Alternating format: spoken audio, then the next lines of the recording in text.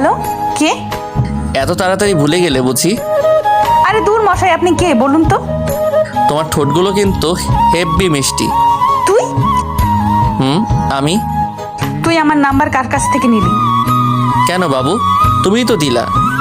তুই কেন ফোন দিছিস সেটা বল, না হলে ফোন রাখছি। বাবু তুমি খাইছো? না, আমি খাইনি। কেন গো বাবু, আমার শ্বশুরবাড়ির লোকরা বুঝি এত খারাপ যে তারা আমার বাবুটাকে খাবার দেয়নি? তুই ফোন রাখবি নাকি আমিই রাখবো? ওকে বাবু, তুমি ঘুমাও, আমি রাখছি। ভালো থেকো। তোর ভালোর গুষ্টি কেলাই। আমি ফোনটা রেখে ঘুমিয়ে পড়লাম। সকালে আম্মুর চেঁচামেচিতে ঘুম থেকে উঠে পড়লাম। তোরে কাল রাত্রে কি বলছিলাম তোর মনে আছে? এ কি, আম্মু তো দেখছি হেব্বি রেগে গেছে। আচ্ছা, কাল রাত্রে আম্মু কি যেন বলেছিল? আম্মু আমার না মনে পড়ছে না, আমি জানি। অমনি আম্মু আমার দিকে এগিয়ে আসতে আসতে বলল, আমাকে আর পাইকে। এক দৌড়ে বাথরুমে, তারপর ফ্রেশ হয়ে একেবারে রেডি হয়ে নিচে চলে আসলাম। আম্মু খিদে লাগছে, খাবার দাও। টেবিলে আয়, আমি বেড়ে দিচ্ছি। খাবার শেষ করে আম্মুকে গিয়ে বললাম বাইরে এসে, বল। আম্মু কিভাবে যাবে? তোর বাইকে করে। বাইকটা বের করে আম্মুকে নিয়ে আম্মুর বান্ধবীর বাসায় আসলাম। বাইকটা পার্কিং করে বাসার ভেতরে আসলাম। ভেতরে আসতে একটা মহিলা আম্মুকে জড়িয়ে ধরলো। বোধহয় এটাই ওনার বান্ধবী।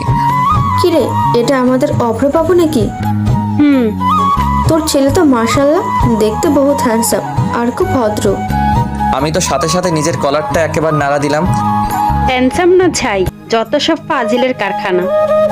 আহারে আহারে, আমার আম্মু ডারে কেউ একটু বোঝা রে। এবারে আমার মান সম্মান ডুবাস না রে।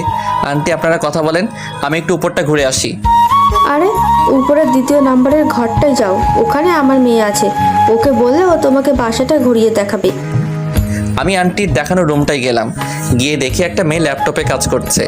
আমি মেয়েটার কাছে গিয়ে, কেমন আছেন? আলহামদুলিল্লাহ ভালো, তুমি কেমন আছো? আমিও ভালো আছি।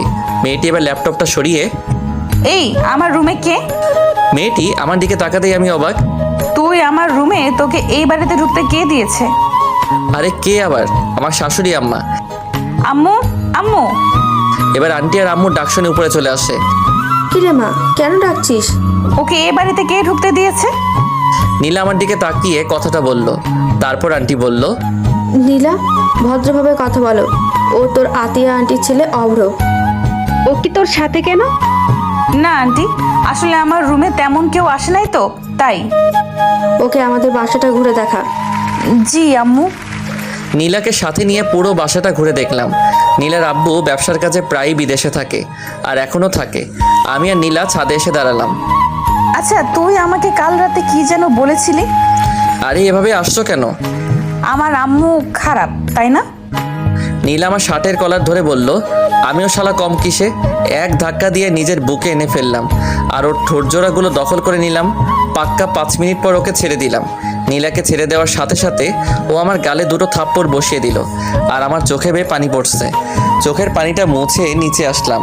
দেখলাম নীলা আম্মুর সাথে হেসে হেসে কথা বলছে। আমি গিয়ে আম্মুর পাশে বসলাম। নীলা, তুই ওদের জন্য নাস্তা নিয়ে আয়। জি আম্মু। অনেকক্ষণ চুপ থাকলাম। একটু পর নীলা এসে নাস্তা দিয়ে গেল। তো অভ্র, তোমার বিয়ে শাদীর কি খবর? নীলাকে সামনে দেখে আমি আর চুপ